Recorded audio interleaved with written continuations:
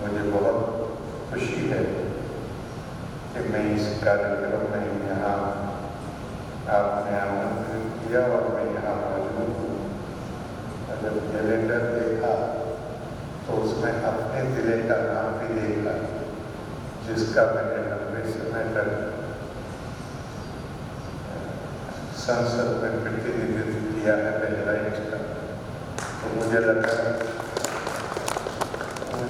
मैं आपकी नहीं हूँ, तो आप हमारी भाषा का जश्न मना रहे हैं, बहुत अच्छा लगा। ये आप लोग केवल भोजपुरी का उत्सव नहीं मना रहे, ये भारत में जो विविधता की स्वीकार्यता, उसका उत्सव।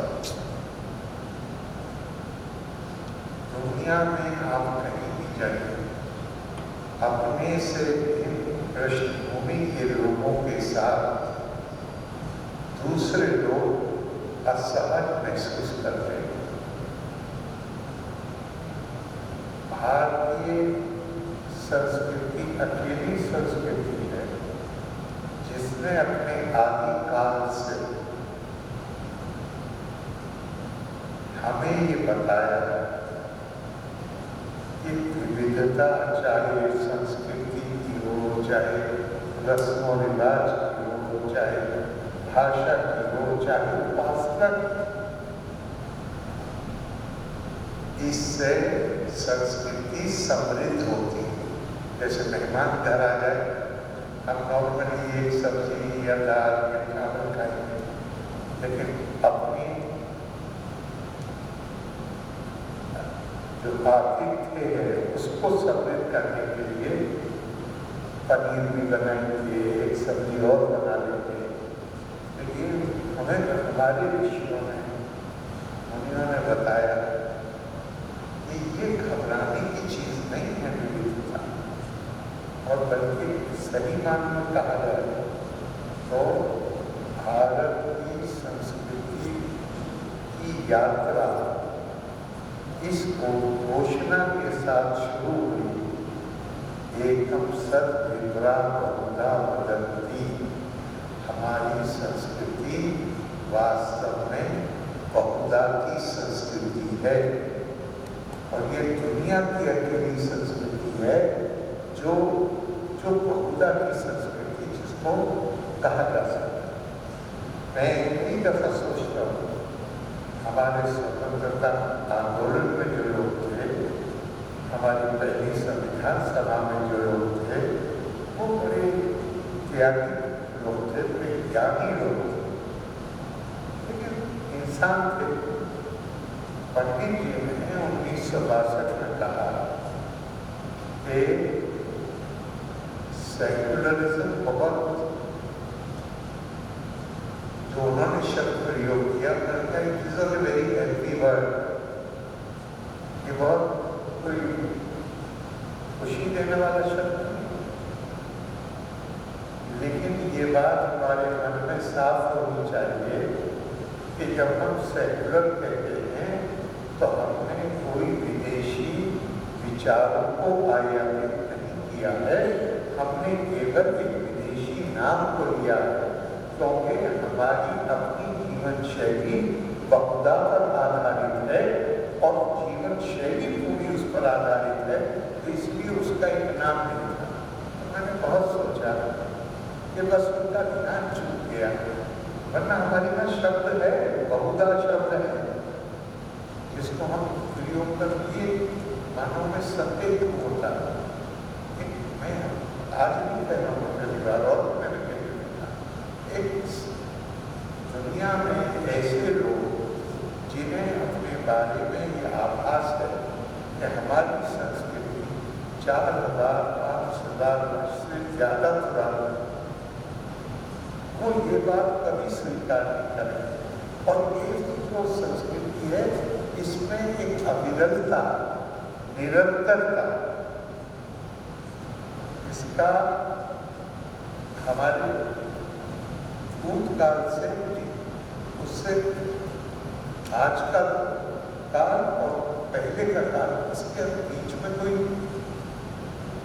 बावजूद इसके कि लंबे समय तक भारत पराधीन रहा, लेकिन सांस्कृतिक निरंतरता बनी। सारी राजनीतिक दृष्टिकोण से बहुत ही विषम परिस्थितियों के बावजूद सांस्कृतिक और आध्यात्मिक एकता भारत की बनी। तो जब हम ये कैलेंडर देखते हैं, हमें और इस बात का आभास होता है। बल्कि मैं बहराइच से कारण कहता हूँ कि बहराइच में जो भाषा बोली जाती है वो भोजपुरी और अवधी का मिक्स है। वो अपने आप में और उसमें और भी माधुर्य बन जाता है। और मैं जहाँ पैदा हुआ हूँ दक्षिण वेस्टर्न उत्तर प्रदेश, तो वहाँ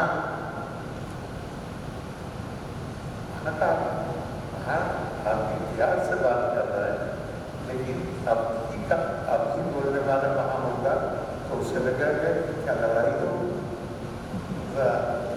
थोड़ा क्लिष्ट है, बोलने का अंदाज है।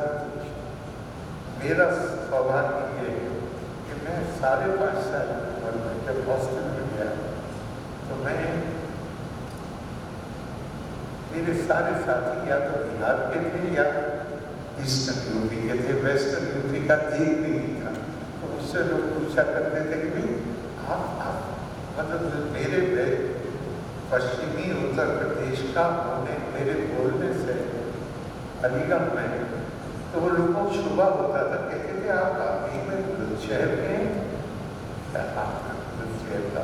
लेकिन तब बिहार के मेरे जो साथी थे कमरे में बिहार के थे और ईस्टर्न स्कूल में ज़्यादातर वही थी जाकर अपने हमारे पहले राष्ट्रपति डॉक्टर राजेंद्र प्रसाद जी के परिवार किसी इतवार को उसे लेने के लिए हॉस्टल आया करते थे। तो हम सब उस गाड़ी को बड़े गौर से देखते थे। कैलेंडर एक प्रश्न उठता है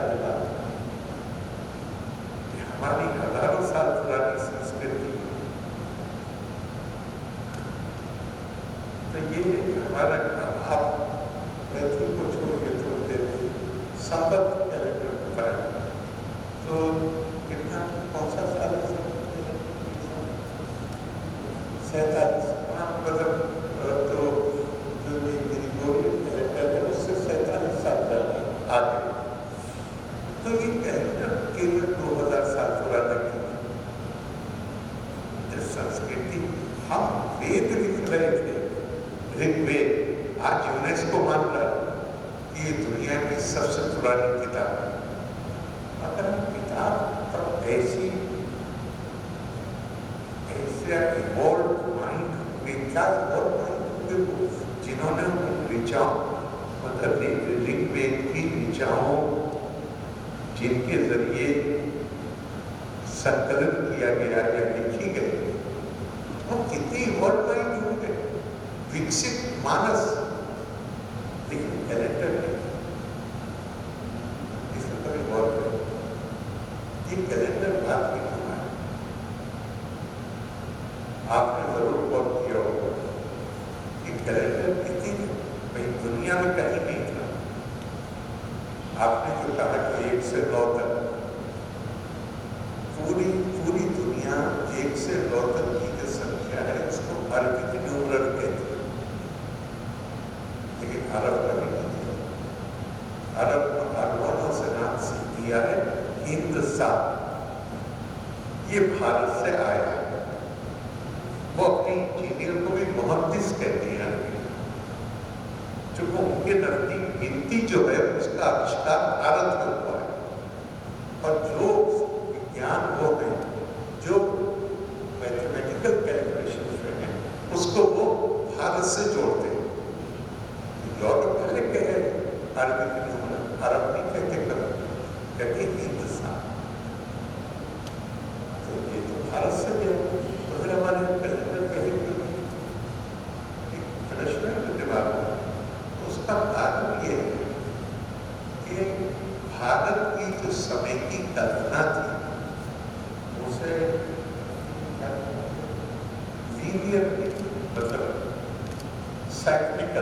चक्री। हमारे जो मनीषी थे उनका मानना था कि कौन घटना किस साल घटी है ये महत्वपूर्ण नहीं है, क्योंकि फिर चक्र घूमेगा और फिर यही घटना घटेगी। और इसमें बड़ी खूबसूरत छोटी सी कहानी आनंद रामायण कि जब भगवान राम सीता की धरती में समा गई, भगवान और बच्चों को कह दिया ये तुम्हारे पिता है और तुम इनके साथ जाओ, और वो लेके उन्हें आ रहे थे। तो जब अपने राजमहल के पास पहुंचे तो उन्हें झाड़ियों के पीछे यमराज नजर आया और उन्होंने ये अपने मन में सोच लिया कि मेरा समय अब पूरा हो गया था, लेकिन यमराज मेरे पास आएगा नहीं। क्यों? क्योंकि हनुमान जी ने धमकी दी हुई थी कि अगर मेरे स्वामी के पास आए तो मैं तुम्हें मार दूंगा, और मेरा सदन हो गया था। अब मैं क्या करूं? तो अंदर आके उन्होंने अपनी अंगूठी जो फर्श था उसमें थोड़ा सा क्रैक था, उसमें गिरा और जोर से आवाज ने कहा हनुमान मेरी अंगूठी गिर गई। चलाओ, उन्होंने सूक्ष्म रूप धारण किया, अंगूठी आगे आगे वो पीछे पीछे पीछे पीछे सब लोग में पहुंच गए। वहां गिरफ्तार हो गए, उनके राजा वासुकी के सामने पेश किए गए। क्यों आए थे? अपने स्वामी की अंगूठी लेने। कौन है तुम्हारे सामने? अयोध्या के राजा राम। अरे ये वही है जिनकी पत्नी सीता जो नीचे जड़ें आ रही है, वो उनकी कहानी कुछ बताए। पहले उनकी पूरी कहानी सुनाओ, फिर हम तुम्हें अंगूठी देंगे। उन्होंने पूरी कथा सुनाई, फिर कहा कि मैं सुना दी, अब तो दे दो अंगूठी। कहा तुमको वहां चले जाओ, बड़े बड़े हॉल वहां तुम्हें मिले। वो वहां गए, उन्होंने देखा कि वहां का अंगूठियों का पहाड़ बना हुआ है और सारी अंगूठियां पलट के आए और देखे महाराज वहां तो सारी अंगूठी एक जैसी। तो उन्होंने कहा तुम क्या समझते हो? सिर्फ तुम्हारे राम तो हर युग में होता है, और जब अंगूठी गिरती है तो हमें पता चल जाता है कि इस युग का राम चल हमारे यहाँ जो कल्पना थी समय की, वो लीनियर को क्या कहते हैं? बस लीनियर का मतलब होता है आप लंबी आगे बढ़ते चल रहे। भारत की कल्पना वो नहीं है, भारत की कल्पना चक्रीय है। अच्छा, जनवरी के बाद अगले साल फिर जनवरी आता है। अगर समय लीनियर होता तो फिर जनवरी नहीं आता अगले साल। ये वास्तविकता भी है कि ये तो चक्र, और अकेले मैंने तो सिर्फ महीने का नाम किया, लेकिन आप हर चीज में देखिए चक्रीय है। जमीन खा गई, आसमान कैसे कैसे क्या परिवर्तन होते हैं। अपने जीवन में ही एक आदमी देख लेता है कितने जबरदस्त परिवर्तन होते हैं। तो ये कैलेंडर में परिवर्तन का प्रतीक मात्र होता है, जिससे अपने लिए आज हमें समझ में आ गया कि इतिहास का अध्ययन कितना महत्वपूर्ण है। हमारे लिए इतिहास की परंपरा पुरानी है, बस इतनी बात की तो उसको डेट नहीं डालते। तो आज हम उसमें जो वर्णित घटनाएं हैं उनके आधार पर उसका जो काल है उसको निर्धारित करने का प्रयास लगातार जारी है।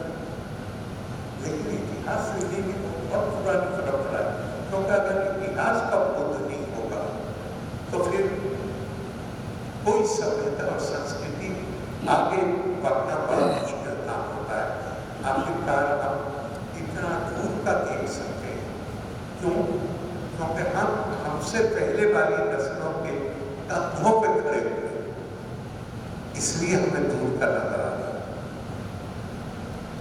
तो उसके लिए कैलेंडर बहुत आवश्यक है। आपने ये कैलेंडर बना के जैसा यहाँ कहा गया कि एक भोजपुरी और ये जो परंपरा भोजपुरी अपने इस क्षेत्र में नहीं बोली जाती, बिल्कुल सही बात। ये अंतर्राष्ट्रीय भाषा है, कितने देशों में बोली जाती है भोजपुरी। वही लोग हैं जो यहाँ से गए, क्या कहते थे उसको, गिरमिटिया कहते थे। हमारे पहला इससे भी बहुत बड़ा और कहाँ के प्रधानमंत्री थे, वो अपना गाँव घूमते हुए आए थे। नहीं, हमारे पहला ईसाई थे, दयापुर के पास उनका गाँव, तो वो और जगह भी सब आए हैं। और मुझे जहाँ तक मालूम है मॉरिशस वाले भी आए अपने गाँव को। तो ये बड़ी समृद्ध एक तरह से कहना चाहिए आज भाषा है, केवल एक क्षेत्र की भाषा नहीं है बल्कि इतने सारे देशों में बोली जाती है। और इस क्षेत्र वाले लोग आज की तारीख में भी आज जबरदस्ती नहीं ले जाए जा रहे, लेकिन आज भी लोग अपने क्षेत्र के बाहर जाकर काम करते हैं और वहाँ पर भी और नेगेटिव चीज़ें होती हैं, जैसा आपने जो कहा। एक हम ऐसे काल में जिंदा है जहाँ एक बार एक छवि बना दी जाए तो उसको सुधारने में थोड़ा समय लगता है, लेकिन इस भाषा में और इस रस्म रिवाज में ये चिंता है कि जो नकारात्मक चीज़ है उसको खत्म करके और सकारात्मक मार्ग में आगे बढ़ाना चाहिए। आपने आपके इस प्रयास के लिए मैं आपको साधुवाद देता हूँ, आपको शुभकामनाएं देता हूँ और मुझे पक्का विश्वास है कि आपकी इस मेहनत के नतीजे में भोजपुरी के बारे में, इस संस्कृति के बारे में लोगों में अच्छा भाव पैदा होगा। लोग का स्वस्थ